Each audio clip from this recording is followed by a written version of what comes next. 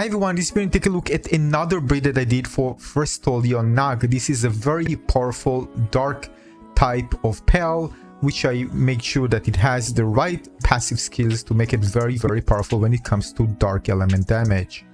Now every Pal is kind of range that you can maximize and see how far it goes in terms of attack and defense, and this one has very high attack and defense in comparison, and this is why you want him as an attack type of Pal. Because again, it's very powerful when it comes to dealing damage. Just shy from 1700 attack after being upgraded with attack plus 30 maxed out. And by the way, this is before upgrading with duplicates, which I'm going to do later on, which will make him even more powerful. But what makes this one special? Well, you can already see it probably if you get a glimpse. Lord of the Underworld. Lord of the Underworld is a passive skill, which is of course doesn't count with this one. I need to do some breeding. I'm going to show you in a moment how. We give 20% increase to dark attack damage, and the reason I voted the dark attack damage is because of the passive, as you can see here. Can be written as flying mount, changes the player's attack step to dark, and enhances dark attacks while mounted. I also added the Dark Laser, but otherwise all the other skills were there. Dark Laser is a very powerful epic skill that you can find, but otherwise all the other there. Because now it's not 4 stars yet, but I will do it because it's very powerful and worth it. Other than that, you can see that we have Musclehead, Legend, Ferocious, and Lord of the Underworld passive skills. And another thing worth mentioning, very important, is this one is made very well to be an attack Pal. By the way, here you can see all the different other skills. This is, by the way, inherited the crystal being from Frostallion. But the thing is that this Pal is very strong relatively to the others once maxed out attack and defense, higher than many other Pals. I'm going to show you, of course, so you can see in comparison to other Pals that I have in my party. So again, he's buffed up with some good passive skills, among the best that we have in the game, to really buff the damage up, but also giving a bit more defense, so 20%. That's why when we have it, the defense is increased. Alongside, of course, the other increment of defense that I got from investing in the statue. Well, the statue, I forgot how you call it.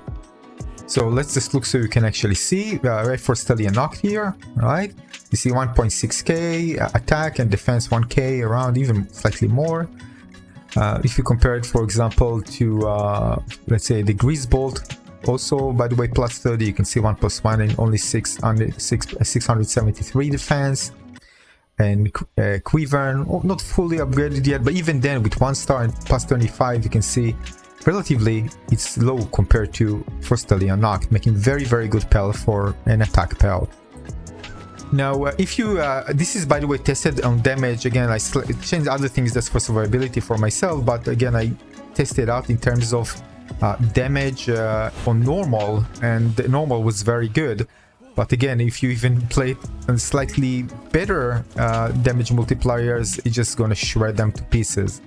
But again, this is kind of a normal damage, stays on 1, so I can actually test. But the grenades are not doing lots of damage themselves. It's just for kind of I have more time to test it out before they start flashing me with their abilities.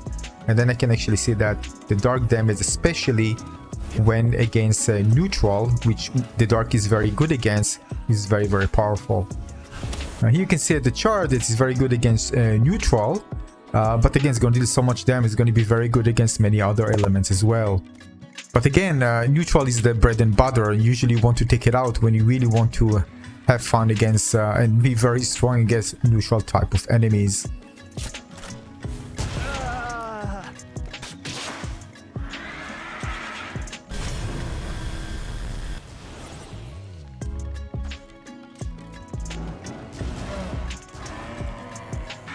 Now, Spirit Flame actually can follow enemies, but if enemies are moving too fast, it won't be able to eventually reach them and disappear. But it's good against some type of enemies that, well, kind of annoys you when they're moving around you quite fast. Another cool thing, you can fly or just ride on the ground. You can even use your weapons when actually mounted and use the skills as well. Lots of stuff basically, and all the fun just packed into a single Pal. This is, for example, Anubis. You can see here that I'm going to use I can fly, of course, and I can shoot. You can see I'm shooting with a assault rifle with small enemies, get rid of them. And you can see how the different ability works, and the one that actually follows Anubis won't let him actually get away from the skills attack.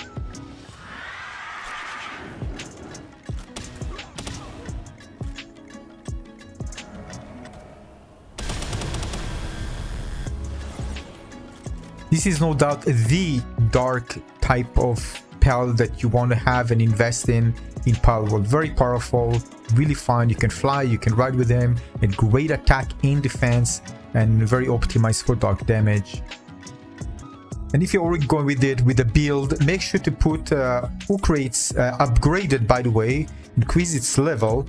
You can see here partner skill, dark knowledge level 1, increase it because of this skill. While in team, increase attack power of dark pals. So if you want to further maximize the attack damage I haven't shown here, make sure to add it and upgrade it to even further damage. By the way, I recommend checking Palworld GG if you want to find out, how to breed, which pair, what the result will be with each pair of pals that you breed. Now this is a circular breeding. Basically I start with already one that I have which is powerful, Frostallion Noct, which is the one that we want to have at the end. This one is Ice Emperor, Ferocious, Legend, and Musclehead, and I bred it with Lord of the Underworld. Again, this is the perk that you want. It belongs to Necromus or Necromus, whatever. This one as the one that we need. And the result will be Suzaku. By the way, there are different ways to approach it. Of course, I just chose the one based on the pals with the different skills that I had to make it as short as possible for myself.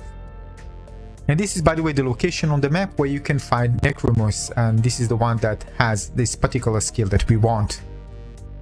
Now, it's worth mentioning that keeping a skill throughout the breeding will actually make you do more breeding, because sometimes you're going to lose it. So something is better, depends on the pals that you have in skills, to maybe sustain it a bit and inject it later on. After a few breeding, I got actually what I want. I didn't want Ice Emperor there, of course, but I had Musclehead, Lord of the Underworld, and Ferocious. Not bad. So then I took my Suzaku, which Ice Emperor, Musclehead, Lord of the Underworld, and Ferocious. I don't need Ice Emperor. With Quivern, which I had a good Quivern with Legend, Musclehead, Ferocious, and Divine Dragon. Again, I don't need Divine Dragon. The result of this breed will lead us to get Helzephyr. Now what you see here is basically a bad RNG. Now I didn't get that perfect Helzephyr. Now that's the happen. You get into breeding the point where you breed so many, you have good variations there. So you can just breed the same type of pal with another same type of pal, as long as they're of course female and male, and basically get what you want. So it's better time sometimes to stop instead of continue until you get what you want. Use the lots of good breeding result that you got in order to get of the same type a good drop. And after what seems like forever, I got it. Basically getting the end result before the last breeding. Now in the last breeding we're going to do Helzephyr and Frostallion to get, well, Frostallion Noct. Now I said this is the last breeding, but it doesn't have to be the last one. You might gonna do Frostallion Noct and Frostallion Noct, depends if you actually get what you want or not. Because again, you increase the chance if you have two Frostallion Noct with very similar passive skills. And if you ask how much time it actually took me to get to the point, well, all day and maybe just a bit more. And of course I try again and again and again with lots of breedings and cakes and eggs, well, until eventually I got it.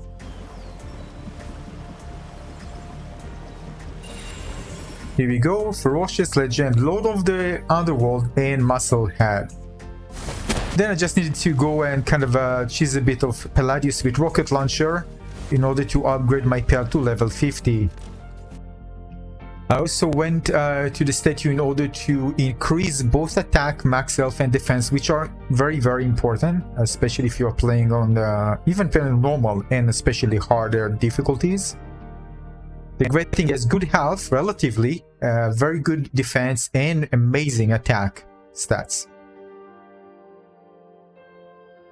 Now I still haven't upgraded him to 4 stars, even not 1. I'm going to do it later on, so it's going to be even more powerful. Now these are the default skills that it comes with. Very good, by the way. Good amount of selection.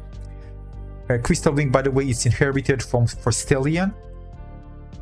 But again, this is I want to focus because of the passive to focus on dark skills.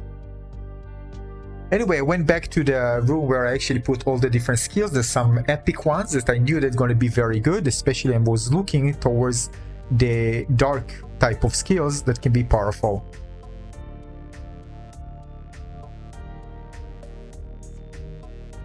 So I was searching and I actually found one. This is very, very powerful. Dark laser, as you can see. Long cooldown, but the damage is crazy. And I signed to my pill, and of course, time to upgrade him even more so it can become even more powerful. And overall, I'm very happy with the results. It's going to be even more powerful. So I checked it on normal, and it just shreds. And even if it gets against the toughest bosses, it deals very decent damage. I mean, I don't expect him to shred them in one hit, but it's amazingly powerful, especially again Palladius and Necromus. And then I knew that everything else, of course, it shreds like butter. In most cases, again, depends on, sometimes they are weak against others, but in general, it just shreds everything. But again, it's going to be very strong against neutral type of enemies like Palladius and others. So this is the moment where you see a neutral enemy to take it out and just shred that enemy to pieces. And you shouldn't forget that he has very, very good, relatively to others, attack and defense. You can ride it, you can even shoot while riding it and use the skill, and whilst riding it, you also enhance the dark attacks, and also your attacks become dark as well. And aside from it being beautiful pal to have, and it's just very, very powerful as well, an amazing dark attack that looks especially beautiful at night.